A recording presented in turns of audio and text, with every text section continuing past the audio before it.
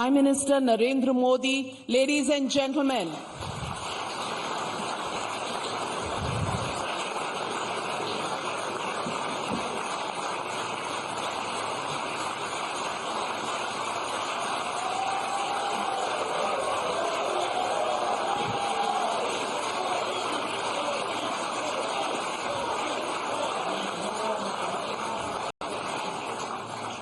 दिनकर जी ने अपनी पंक्तियों में लिखा, वसुधा का नेता कौन हुआ, भूखंड विजेता कौन हुआ, जिसने न कभी आराम किया, विघ्नों में रहकर काम किया।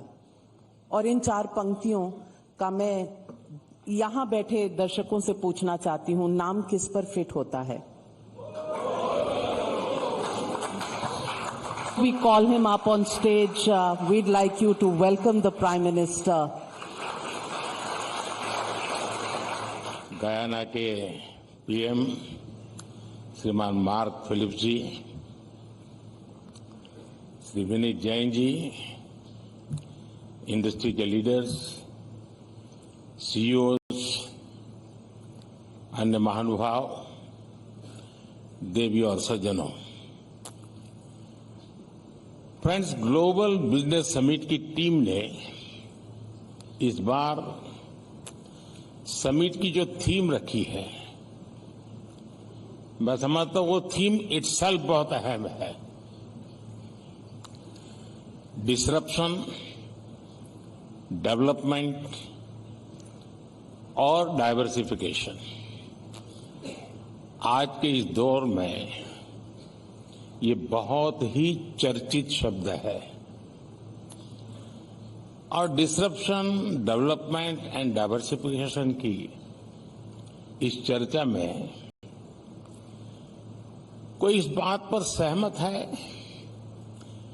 कि भारत का समय है। This is India's time.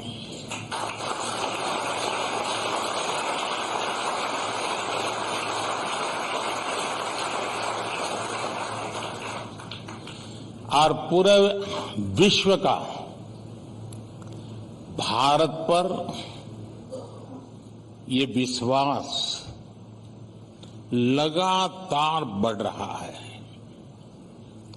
हमने अभी दावोस में यानी एक प्रकार का वो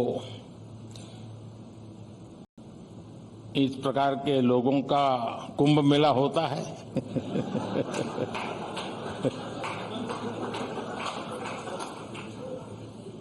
वहां लिक्विड कुछ और होता है गंगा जल नहीं होता है वहां।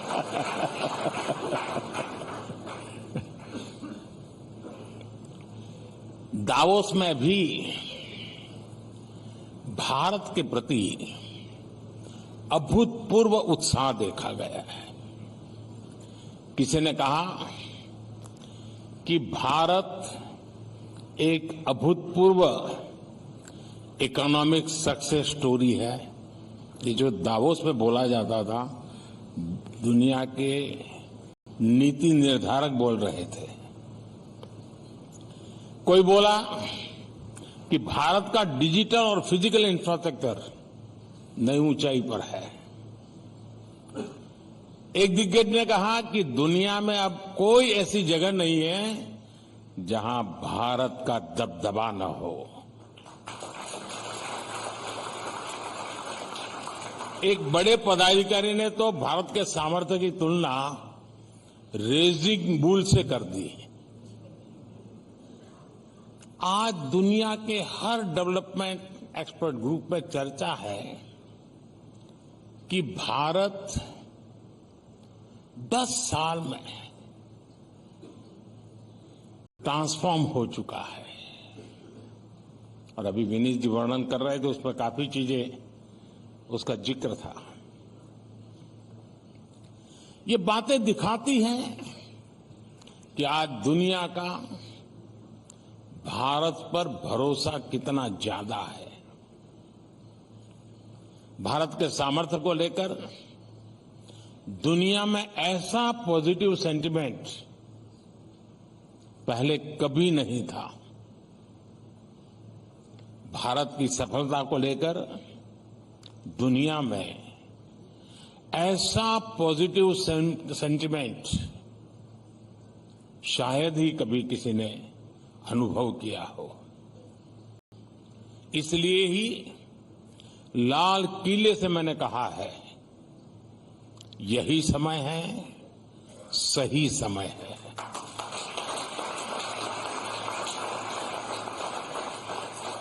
फ्रेंड, किसी भी देश की डेवलपमेंट जर्नी में एक समय ऐसा आता है जब सारी परिस्थितियां उसके फेवर में होती हैं।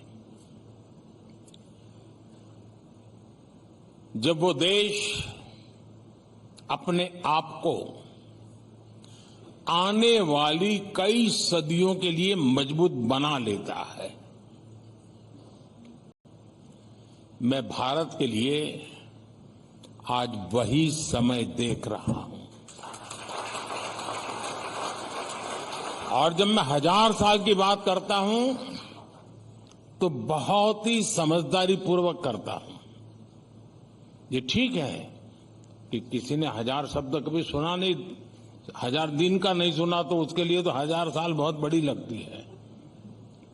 लेकिन कुछ लोग होते हैं जो देख पाते हैं। ये टाइम पीरियड, ये कालखंड वाकई अभूतपूर्व है। एक प्रकार से वर्चुअल साइकिल शुरू हुई है। ये वो समय है जब हमारी ग्रोथ रेट लगातार बढ़ रही है और हमारा फिस्कल डेफिसिट घट रहा है। ये वो समय है जब हमारा एक्सपोर्ट बढ़ रहा है और करंट अकाउंट डेफिसिट कम होती जा रही है। ये वो समय है जब हमारा प्रोडक्टिव इन्वेस्टमेंट रिकॉर्ड ऊंचाई पर है और महंगाई नियंत्रण में है। ये वो समय है जब अपॉर्चुनिटीज और इनकम दोनों बढ़ रही है और गरीबी कम हो रही है। ये वो समय है जब कंजम्पशन और कॉर्पोरेट प्रॉफिटेबिलिटी दोनों बढ़ रहे हैं और बैंक एनपीए में रिकॉर्ड कमी आई है। ये वो समय है जब प्रोडक्शन और प्रोडक्टिविटी दोनों में वृद्धि हो रही हो और ये वो समय है जब हमारे आलोचक ऑल टाइम लो है।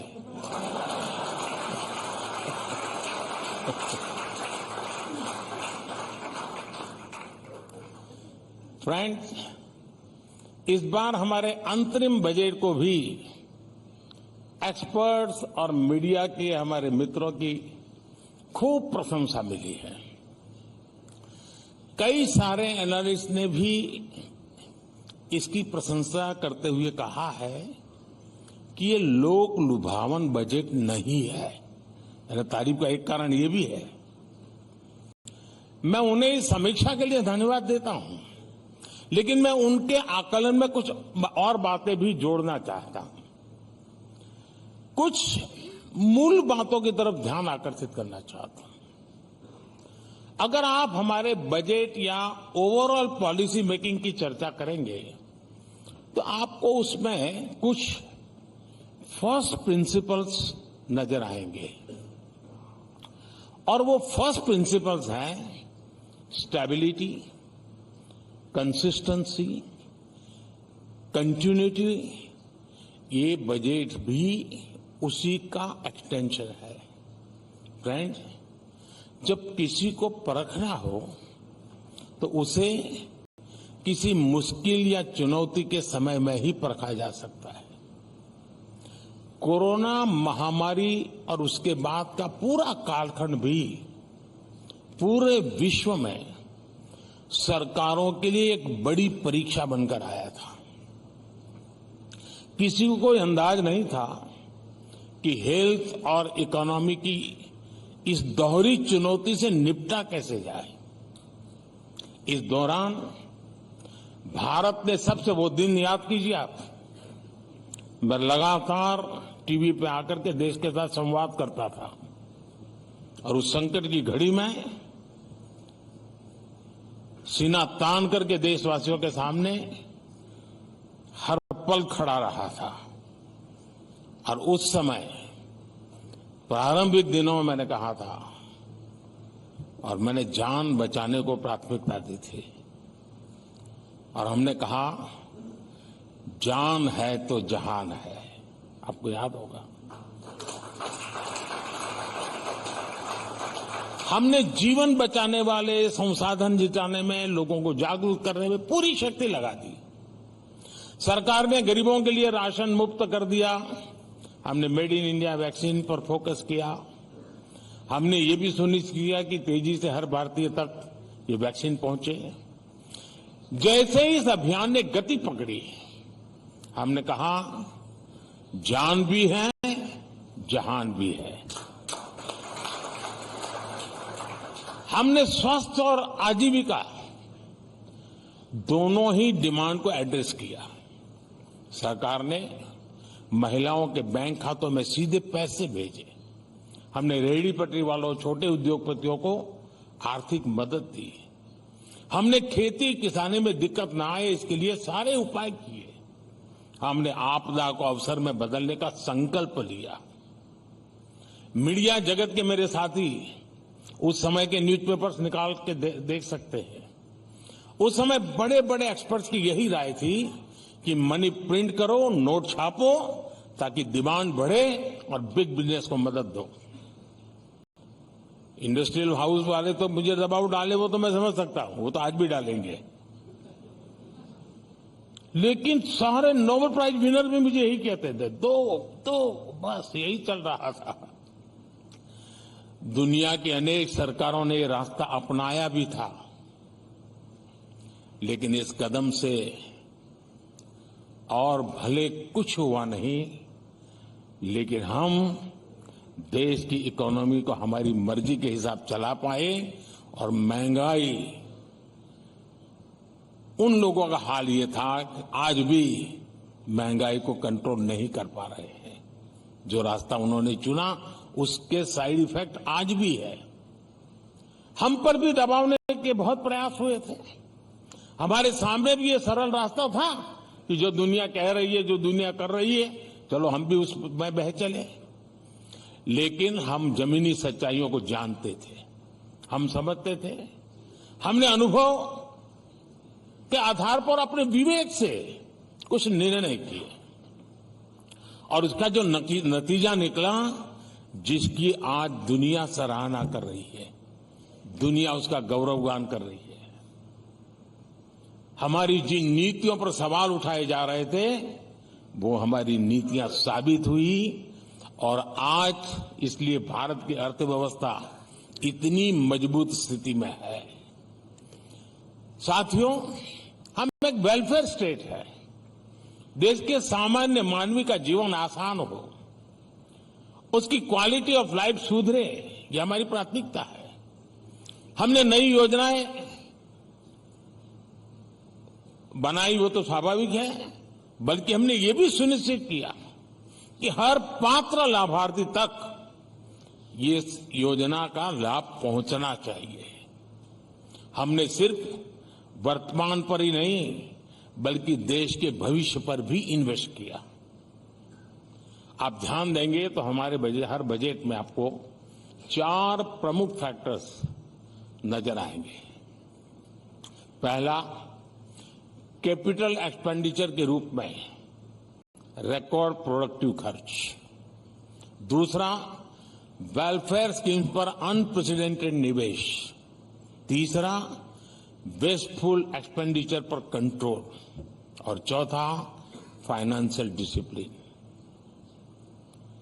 इन 4 बातों को आपने बराबर देखा होगा। हमने इन चारों विषयों में संतुलन बिठाया और चारों विषयों में ही तय लक्ष्य प्राप्त करके दिखाए। आज कुछ लोग हमसे पूछते हैं, ये काम हमने किया कैसे? इसके कई तरीके से मैं जवाब दे सकता हूं और उनमें से एक अहम तरीका रहा है money saved is money earn का मंत्र। जैसे हमने प्रोजेक्ट तेजी से पूरा करके उन्हें समय पर खत्म करके भी देश के काफी पैसे बचाए। टाइम बाउंड तरीके से प्रोजेक्ट पूरे करना हमारी सरकार की पहचान बन रही है। मैं एक उदाहरण देता हूं। ईस्टर्न डेडिकेटेड फ्रेट कॉरिडोर 2008 में शुरू हुआ था। अगर पहले की सरकार ने तेजी से काम किया होता तो उसकी लागत 16,500 करोड़ रुपए होती, लेकिन ये पूरा हुआ पिछले साल। तब तक इसकी लागत बढ़कर 50,000 करोड़ रुपए से ज्यादा हो गई। इसी तरह आप असम के बोगी ब्रिज को भी जानते हैं। इसे साल 1998 में शुरू हुआ था और इसे 1100 करोड़ रुपए के खर्च से पूरा होना था। 1100 खर्च। आपको जानकर के भारी होगी क्या हुआ होता, लेकिन बाद में हम आए, हमने इसको जरा तेज गति लगाई। 98 से चल रहा था मामला, हमने 2018 में उसको पूरा किया। फिर भी जो 1100 करोड़ का मामला था वो 5,000 करोड़ पर पहुंच गया। मैं आपको ऐसे कितने ही प्रोजेक्ट गिना सकता हूं। पहले जो पैसा बर्बाद हो रहा था वो पैसा किसका था? वो पैसे किसी नेता की जेब से नहीं आ रहा था। वो पैसा देश का था, देश के टैक्स पेयर का पैसा था, आप लोगों का पैसा था।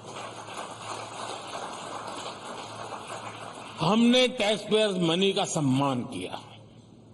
हमने परियोजनाओं को तय समय पर पूरा करने के लिए पूरी ताकत लगा दी। आप देखिए, नए संसद भवन का निर्माण कितनी तेजी से हुआ। कर्तव्य पथ हो, मुंबई का अटल सेतु हो, इनके निर्माण की गति देश ने देखी है। इसलिए ही आज देश कहता है जिस योजना का शिलान्यास मोदी करता है उसका लोकार्पण भी मोदी करता है।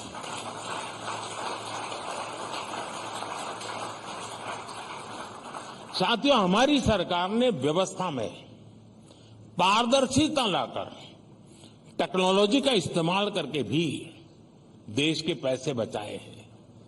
आप कल्पना कर सकते हैं, हमारे यहां कांग्रेस सरकार के समय से कागजों में, आप ये सुनकर के हैरान हो जाओगे, कागजों में 10 करोड़ ऐसे नाम चले आ रहे थे जो फर्जी लाभार्थी थे। ऐसे लाभार्थी जिनका जन्म नहीं हुआ था, ऐसे विधवाएं थी जो बेटी के भी पैदा ही नहीं हुई थी। 10 करोड़।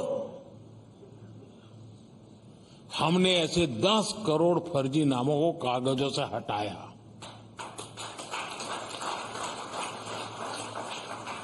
हमने डायरेक्ट बेनिफिट ट्रांसफर स्कीम शुरू की।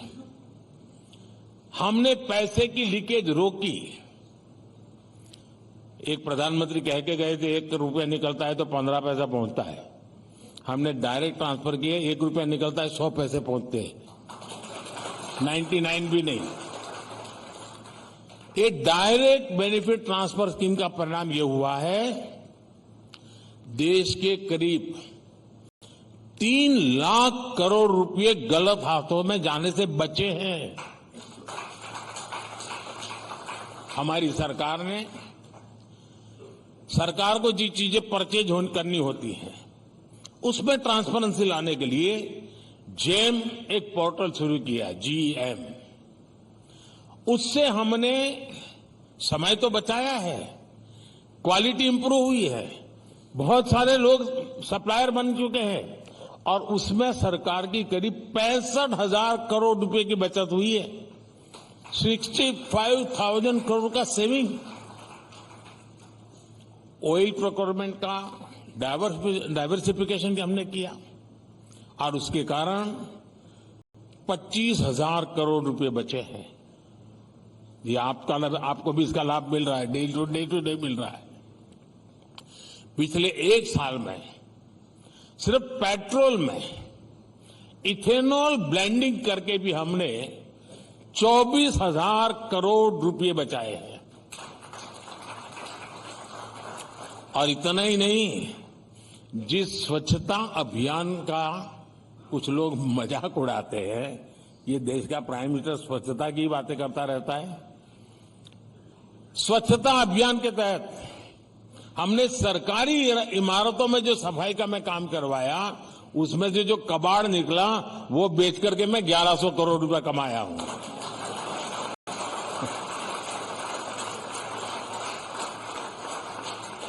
और साथियों, हमने अपनी योजनाओं को भी ऐसे बनाया कि देश के नागरिकों के पैसे बचे।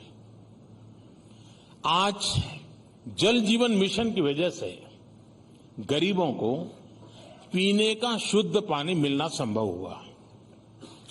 इस वजह से बीमारी पर होने वाला उनका खर्च कम हुआ है।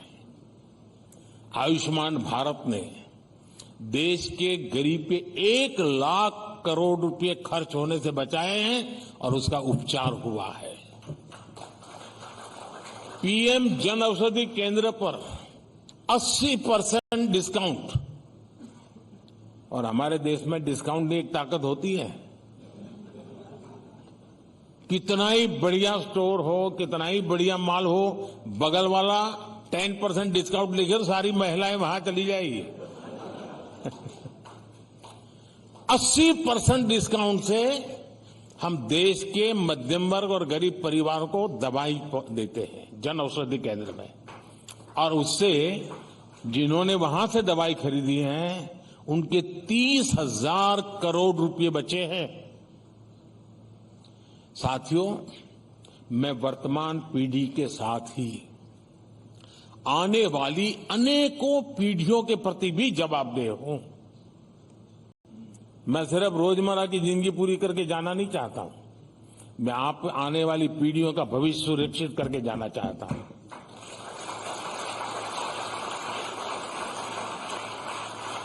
साथियों, खजाना खाली करके 4 वोट ज्यादा पा लेने की राजनीति से मैं कोसों दूर रहता हूं। और इसलिए हमने नीतियों में, निर्णयों में वित्तीय प्रबंधन को सर्वोच्च प्राथमिकता दी है। मैं आपको एक छोटा सा उदाहरण दूंगा। बिजली को लेकर कुछ दलों की अप्रोच आपको पता है। वो अप्रोच देश की बिजली व्यवस्था को बर्बादी की तरफ ले जाने वाली है।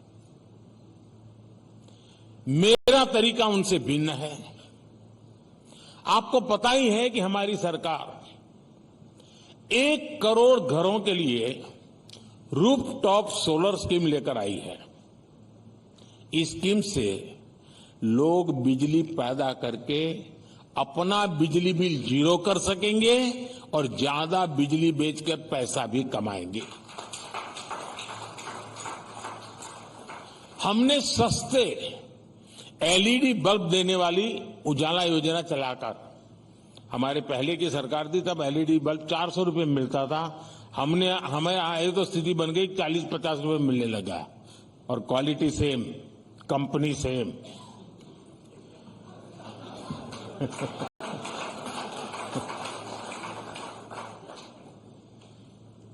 एलईडी के कारण बिजली बिल में लोगों के करीब करीब 20,000 करोड़ रुपए बचे हैं। साथियों, यहां तो आप सब, यहां बहुत बड़ी मात्रा में सीजन पत्रकार भी बैठे। आप जानते हैं 7 दशक पहले से हमारे यहां गरीबी हटाओ के नारे दिन रात दिए जाते रहे। इन नारों के बीच गरीबी तो हटी नहीं, लेकिन तब की सरकारों ने गरीबी हटाने का सुझाव देने वाली एक इंडस्ट्री तैयार जरूर कर दी। उनको उसी से कमाई होती थी। कंसल्टेंट सर निकल पड़े थे। इस इंडस्ट्री के लोग गरीबी दूर करने का हर बार नया नया फॉर्मूला बताते जाते थे और खुद करोड़पति बनते जाते थे। लेकिन देश गरीबी कम नहीं कर पाया। सालों तक एसी कमरों में बैठकर वाइन एंड चीज के साथ गरीबी हटाने के फार्मूले पर डिबेट होती रही और गरीब गरीब ही बना रहा।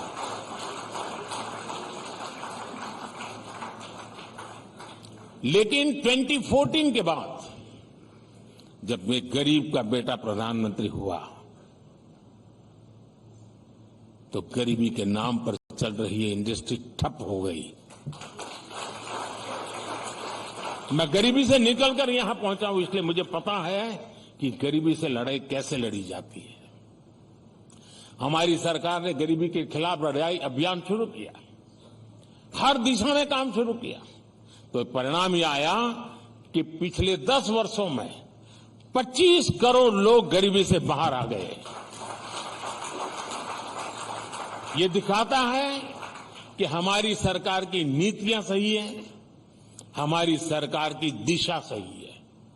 इसी दिशा में आगे बढ़ते हुए हम देश की गरीबी कम करेंगे, अपने देश को विकसित बनाएंगे।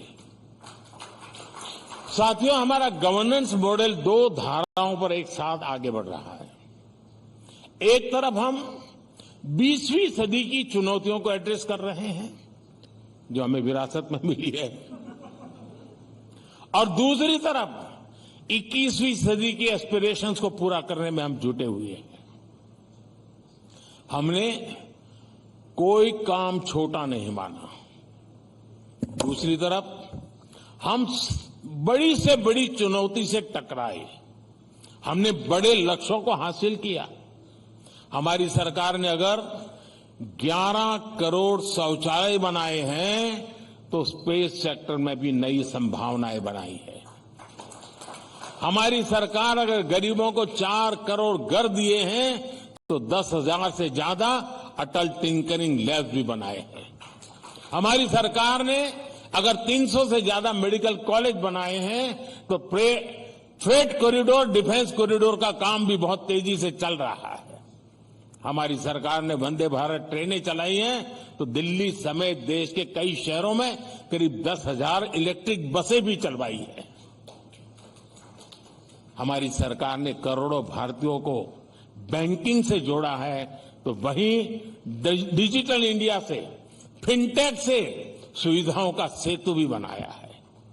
साथियों, इस हॉल में अभी देश दुनिया के तमाम विचारक और उद्योग जगत के गणमान्य महानुभाव बैठे हैं। आप अपने संस्थान के लिए टारगेट कैसे बनाते हैं? आपके लिए सफलता की परिभाषा क्या है? बहुत से लोग कहेंगे कि हम पिछले साल जहां थे वहां से अपना टारगेट तय करते हैं कि पहले 10 पर थे तो 12 पे जाएंगे, 13 पर जाएंगे, 15 पर जाएंगे। अगर 5-10% की ग्रोथ है तो इसको अच्छा मान लिया जाता है। मैं कहूंगा कि यही कर्स ऑफ इंक्रीमेंटल थिंकिंग है। ये इसलिए गलत है क्योंकि आप खुद को दायरे में बांध रहे हैं,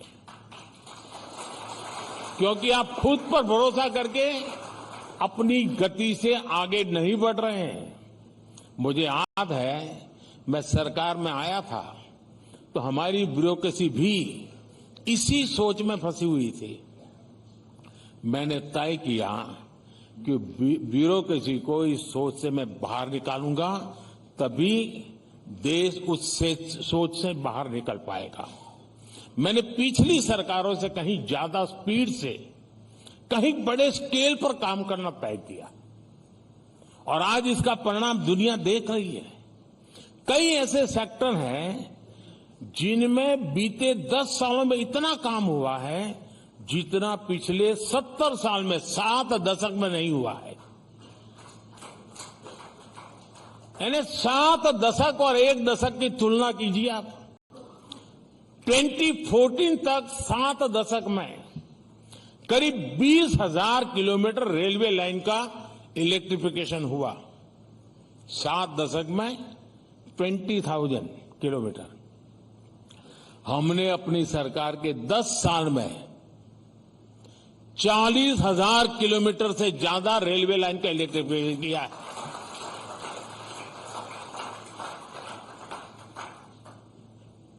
अब मुझे बताइए, कोई मुकाबला है? मैं मई महीने की बात नहीं कर रहा हूं।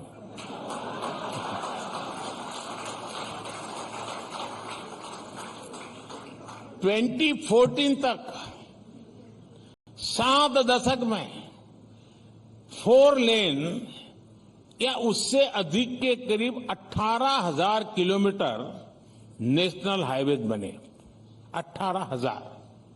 हमने अपनी सरकार के 10 सालों में ऐसे करीब 30,000 किलोमीटर हाईवे बनाए हैं। 70 साल में 18,000 किलोमीटर, 10 साल में 30,000 किलोमीटर। अगर इंक्रीमेंटल सोच के साथ में काम करता तो कहां पहुंचता भाई।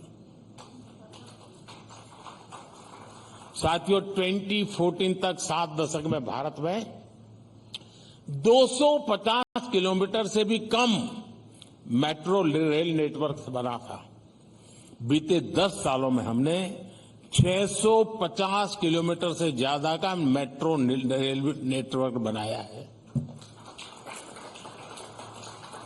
2014 तक 7 दशक में भारत में 3.5 करोड़ परिवारों तक नल से जल का कनेक्शन था। 3.5 करोड़। 2019 में हमने जल जीवन मिशन शुरू किया था। बीते 5 साल में ही हमने ग्रामीण इलाकों में 10 करोड़ से अधिक घरों तक नल से जल पहुंचा दिया। साथियों, 2014 के पहले के 10 साल में देश जिन नीतियों पर चला था वो वाकई देश को कंगाली की राह पर लेके जा रही थी। इस बारे में संसद के इसी सेशन में हमने भारत की आर्थिक स्थिति को लेकर के एक व्हाइट पेपर भी रखा है। आज उसकी चर्चा भी चल रही है। और मैं आज जब इतना बड़ा ऑडियंस है तो अपने मन की बात भी बता देता हूं। ये व्हाइट पेपर मैं जो आज लाया हूं ना, वो मैं 2014 में ला सकता था। राजनीतिक स्वार्थ अगर मुझे साधना होता तो वो आंकड़े मैं 10 साल पहले देश के सामने रख देता। लेकिन 2014 में जो चीजें जब मेरे सामने आई मैं चौंक गया था। अर्थव्यवस्था हर प्रकार से बहुत गंभीर स्थिति में थी। घोटाले और पॉलिसी पैरालिसिस को लेकर पहले ही दुनिया भर के निवेशकों में घोर निराशा व्यापी थी। अगर मैं इन चीजों को उस समय खोल देता, जरा भी एक नया गलत सिग्नल जाता तो शायद देश का विश्वास टूट जाता। लोग मानते डूब गए, अब नहीं बच सकते हैं। जैसे किसी मरीज को पता चले ना कि भाई तुम्हें एक गंभीर बीमारी है तो आधा तो वहीं खत्म हो जाता है। देश का वही हाल हो जाता। पॉलिटिकली मुझे वो सूट करता था, वो सारी चीजें बाहर लाना। राजनीति तो मुझे कहती है वो करो, लेकिन राष्ट्र नीति मुझे वो नहीं करने देती। और इसलिए मैंने राजनीति का रास्ता छोड़ा, राष्ट्र नीति का रास्ता चुना। और पिछले 10 साल में जब सारी स्थितियां मजबूत हुई है, कोई भी हमला झेलने की हमारी ताकत बन चुकी है, तो मुझे लगा कि देश के सामने सत्य मुझे बता देना चाहिए, चीजें खुल करके रख देनी चाहिए। और इसलिए मैंने कल पार्लियामेंट में व्हाइट पेपर पेश किया है। उसको देखोगे तो पता चलेगा हम कहां थे और कितनी बुरी स्थितियों से निकल करके आज हम यहां पहुंचे हैं। हम जब साथियों आज आप भारत की उन्नति की नई ऊंचाई देख रहे हैं। हमारी सरकार ने अनेक भी काम किए हैं। और अभी मैं देख रहा था कि दूसरा की तीसरी इकोनॉमी हमारे विनीत जी बार बार कह रहे थे। और किसी को आशंका नहीं है। मैं देख रहा था विनीत जी तो बहुत नम्रता से बोलते हैं, अत्यंत सॉफ्ट स्पोकन है, लेकिन फिर भी आप सब भरोसा करते हैं, हाँ यार हम तीसरे नंबर पर पहुंच जाएंगे। क्यों? बगल में मैं बैठा था।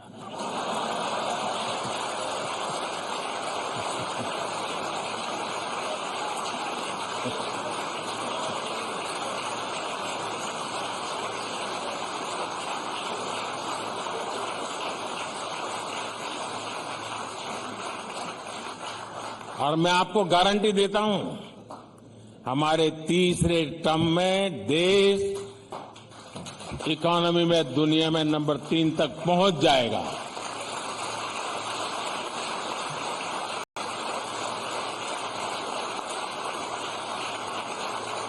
और साथियों, आप ये भी तैयारी रखिए, मैं कोई चीज छिपाता नहीं हूं, हर एक को तैयारी करने का मौका भी देता हूं। लेकिन लोगों को क्या है कि लगता है जो पॉलिटिशियन है तो बोलते रहते हैं, लेकिन अब अनुभव मेरा हो गया है आपको, मैं ऐसे ही बोलता नहीं हूं। और इसलिए मैं बताता हूं, तीसरे टर्म में और भी बड़े फैसले होने जा रहे हैं।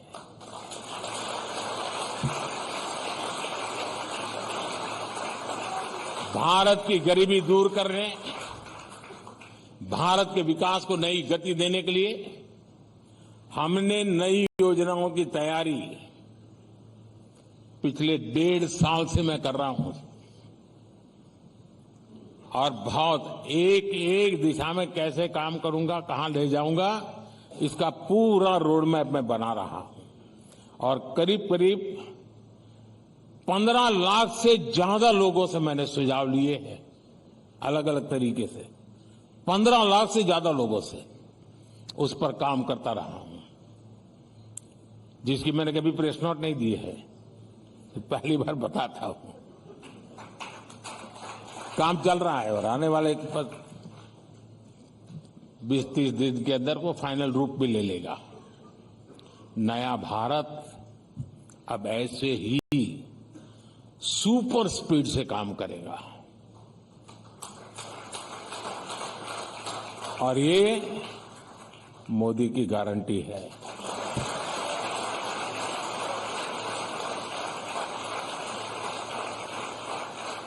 मैं आशा करता हूं कि इस समिट में सकारात्मक चर्चाएं होगी, बहुत से अच्छे सुझाव निकल करके जाएंगे, जो हमको भी जो रोड मैप तैयार हो रहा है उसमें काम आएंगे। एक बार फिर इस आयोजन के लिए मेरी तरफ से ढेर सारी शुभकामनाएं। बहुत बहुत धन्यवाद।